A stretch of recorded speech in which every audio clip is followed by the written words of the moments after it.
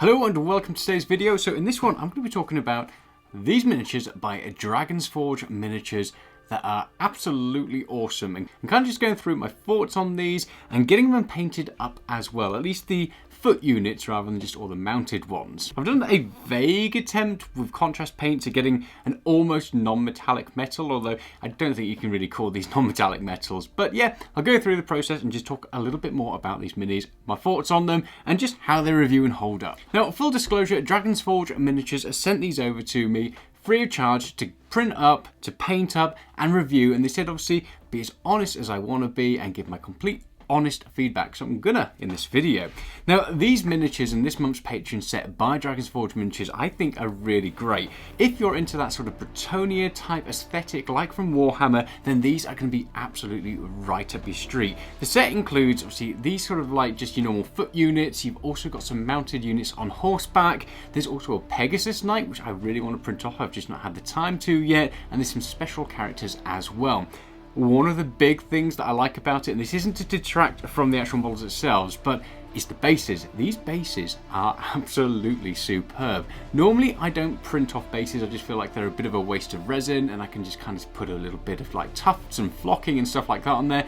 But the detail on these bases is superb. Like the grass is so fine and like all these rocks and everything. I just think these are the best 3D printed bases that I've had so far, and I really enjoy them. So, you know, hats off to the creators for those. These bases are awesome. Like I said, it's not to detract from the models at all, because the models are awesome as well. But these bases, whew, they're really good. Right, I'm going to stop going over the bases now and talk a little bit about the sculpts themselves. So, the ones I've printed off so far are obviously these kind of foot units, and I really like them. I've also printed off 5 of the knights that I need to get around to painting, the knights on horseback that is. Like I said, they've got a bit of a Warhammer Bretonia feel. Obviously they've got all the knights in their like full armour, you've got some flowing capes there as well. The ones on horseback, the horses that have like all of the, is it livery? Someone correct me in the comments whichever one of those was correct, or if neither of them was correct, I'll throw it down there. But I like the kind of flowing material that comes off the horses. You've got things like the Pegasus Knights, so if you are into that army, they look really good. There's some fantastic poses here. One of the good things is, even though they are in kind of slight action poses, they're not over the top. There's not like kind of any jumping off the rocks. I'd probably say the worst one out of the bunch for having an action pose is this kind of one with 2 swords on it, but I'll give him a pass because he's not too bad in terms of action poses, so you're not too limited with that. They are all a single pose, so they do print off in this kind of pose, and you don't get to have any like modular units or move them around or anything like that, but there's enough variety there for them to really stand out. And my fear when I was printing these off, obviously with them being in the single poses and having these kind of almost like busy bases that have a lot going on, was that they'd be hard to kind of mix and match the bases because you'd have to get them all at different levels and stuff like that, and they'd all have a specific base to go onto.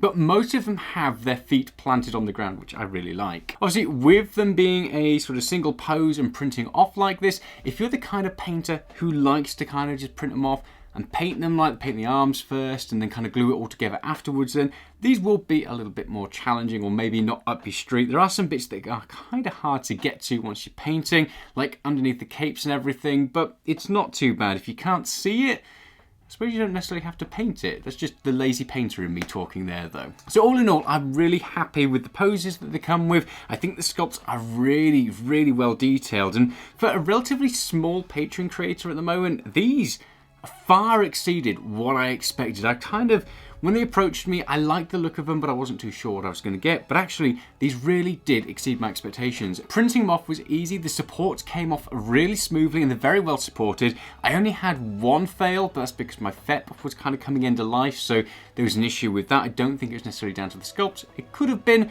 but out of the lot that I printed, so I printed 15, I only had one failure there, and like I said, I think that was down to my FEP. So well supported, they came off the supports nicely, they're very well detailed, and I've got to say, I really like the look of them. So printing these up, I went with my normal method of trying one first, and in my head, I wanted to go with yellow armor, but then I've always read and seen that yellow armor is really difficult to paint. I also hate painting in metallics. If you've watched this channel for a while, you know I normally tend to avoid them because I just like using things like contrast paint. I don't know, it's just my preference and it's something that I've always stuck to. So I wanted to go for that contrast paint and maybe kind of mix it up with a bit of metallics afterwards. So I was going to go with yellow, then I wimped out and was like, I don't want to touch it, and I wanted to go for blue. But I've done blue quite a lot, and actually, This is the first test print that I did and the first test paint. I really, really liked it. But when I got down to it, so I went over with the blue first, and then I hit it with a dry brush of my normal, like, skink blue dry brush, and that really helped it to start to pop a little bit. And then I went round with the gold to give it some sort of like highlights on the trim, on the sort of kind of decorative bits it's got on the knight as well. And then I did a silver metal for the sword, and then again some more gold around the decorative parts. And I liked it, but there was just something about it that wasn't quite gelling with me, so I decided I was going to give the yellow a go. I was going to be brave, finally paint a little bit bravely, and I did the yellow. And actually, I've got to say, I really, really like the yellow. I don't know what it is about it, but I think, in my opinion anyway, it looks better than the blue. And in all honesty, I don't think it's necessarily down to the fact that the yellow looks really good. I just think it kind of tricks the mind into thinking that that yellow is like a bronzy gold colour, rather than the blue. Although you can kind of see that it's armour, and I've done the blue beforehand and it's looked metallic, I think because things I've done it for on the past have been really big and chunky, it's really helped to emphasise, I guess, the light between the highlights and the dark. And I haven't really jumped into doing too much non-metallic metals here because I haven't really experimented with that yet. Whereas on the yellow, because it looks that bronzy gold, it kind of pulls it off. So I went with the, I think it's the Yanden yellow for the kind of full thing there, and then just hit it with a dry brush of some yellow. I really, really liked the way it came out. So much so that I pretty much did all of them. Now I did obviously have this one guy in blue, so I had to do another one just to match it. And my thoughts were that you've got this commander guy in all the kind of yellow and gold, and then he's going to have these two blue units as well, because, you know, why not? They're like his guard, and that would just kind of help with my mind lore when it comes to these. I did also go with this one, so it's got this like witch hunter kind of, I don't know, like plague warrior, and he looks, or she looks, really, really interesting. So she's got all this kind of, I figured it's going to be black armor, so all this black armor, so she blends in a little bit more. She's kind of like an assassin in my head. She's got this beak on there. No idea why, but absolutely awesome. So I went with like the Black Templars black, obviously the contrast paint, and then hit it with a dry brush, did some snakebite leather on all the browns and everything else. Pretty much anything on here that is gold had a Skeleton Horde undercoat first, and then I go over with some just standard Citadel gold. And I think this one came out really, really nicely. It just adds to the unit. I kind of figured that the rest of them are really bright. They don't care about being seen on the battlefield. They want to be seen because they strike fear. I mean, the women, for God's sake, they're wearing high heels. That's how confident they are with their combat ability. So they want to be seen on the battlefield. But then you've got this stealthy little one. They kind of just, you know, sneaks up and stabs you in the back or shoots you with a little crossbow. So, you know, watch out for her. And then with the sort of kind of Golden Sun Peter Pan model that I kept on referring to it as, with the two swords.